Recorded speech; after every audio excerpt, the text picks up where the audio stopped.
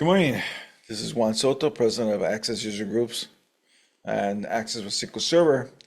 Last week, we had a session on how to get started with accessing AI, and I had quite a challenge getting the Access MCP server to work. The MCP server is what allows this AI, which is the Claude I have here already activated and signed in, to interface with my Access file, which is located here.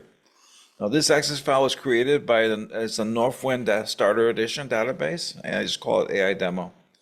Remember, Visual Studio Code works with directories, so in my documents, I have a directory that I use called Access AI for this test. And there I have my AI Demo file. It's just a regular Access file.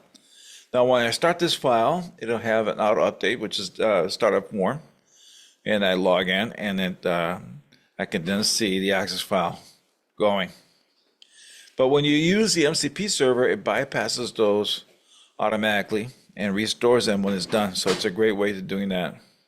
And I'm going to delete this log file.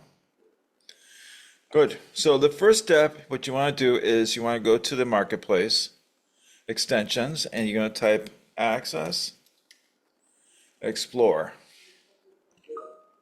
This come up here, and you're going to click on Install. Once that's installed, then make sure Auto Update is checked. And then what you want to do is you'll see this new icon up here for Access, so you're going to click on that. And it's going to check if there's MCP, which there isn't. This is in Spanish, so unfortunately. But basically, you can say you want to install it automatically. Yes, so you want to install automatically. So it's going to download the MCP server from GitHub, automatically install that for you. Without the MCP server, this extension can't work. Juanjo Luna is working on adding new capabilities where you can write back to Access queries without having to install Access. So a lot more new features coming in the future here. All right, so it says it was installed. There's one final step that you have to do. You're going to click on this little icon here, which is the Access Show MCP runtime. Then you're going to copy the MCP JSON. All right, so you're going to click on this blue button, Copy MCP JSON. Then you're going to come into your AI tool of choice, and you're going to tell it to create a new file in your directory. So I'm going to say create dot, make sure to put the dot, mcp.json file with this content and a colon here. So create MCP JSON file with this content, and I'm going to paste the contents of the file, the MCP JSON file, in there. Now I have it in auto mode, so it doesn't ask me to confirm 1,000 times all the commands it needs. I'm sure your whatever you do. Okay, so this is created. I'm sure your AI system has a way of doing that, but I like using Claude. So this has been created, right? Now, the last step is I need to restart Visual Studio Code. So I'm going to restart the Visual Studio, shut it down, start it up again. And I'm going to ask it to verify. So I'm going to go in here to Files. You'll notice here in Files that my MCP JSON is there. And I'm going to say verify Access MCP server is working.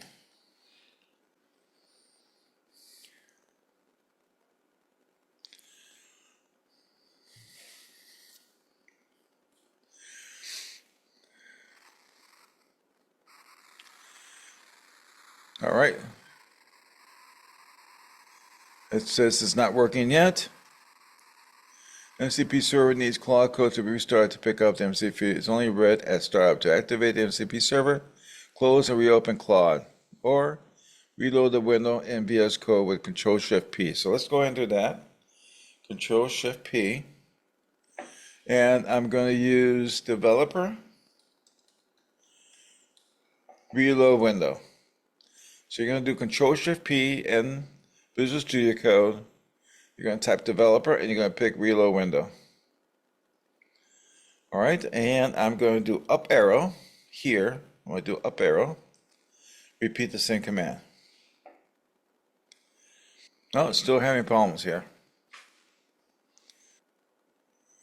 All right, so it went ahead and made this adjustment here.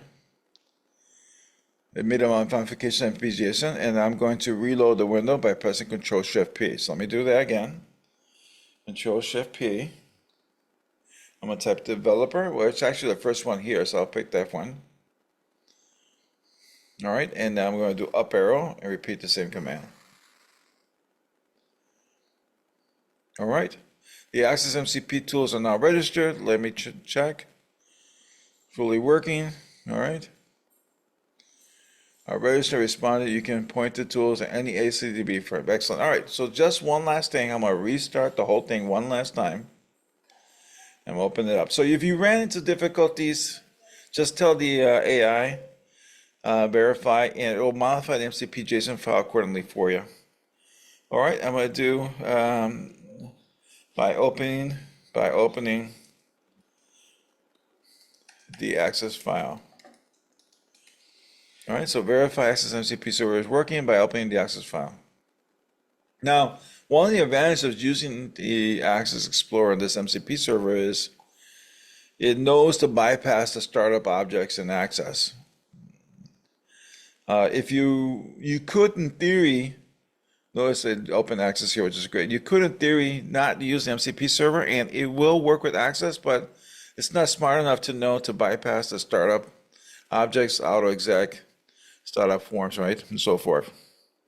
All right, so I'm going to do one last thing before we finish. I'm going to say list all temp vars in new MD doc.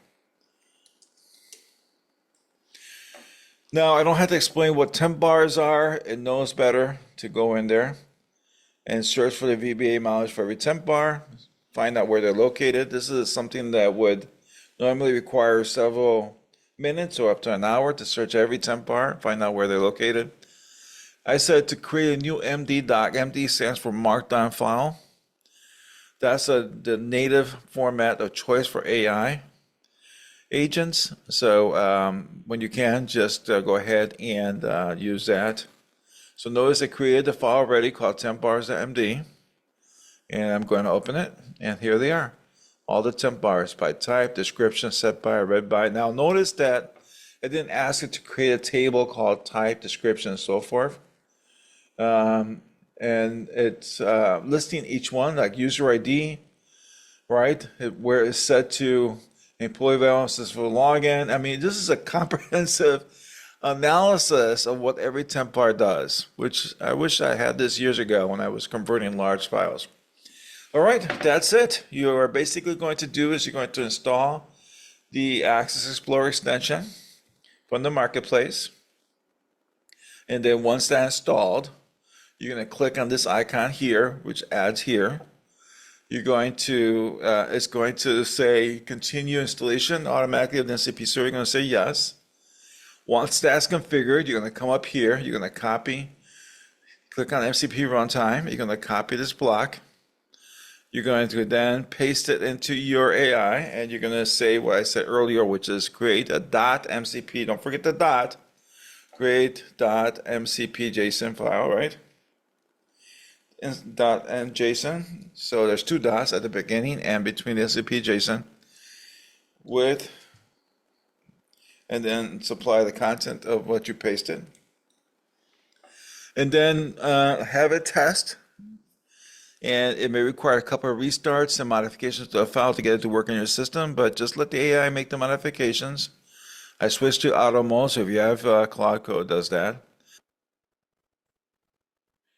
Join me on May 19th for the second session where we're going to go into integrating Git into your AI environment and learning the PRD technique.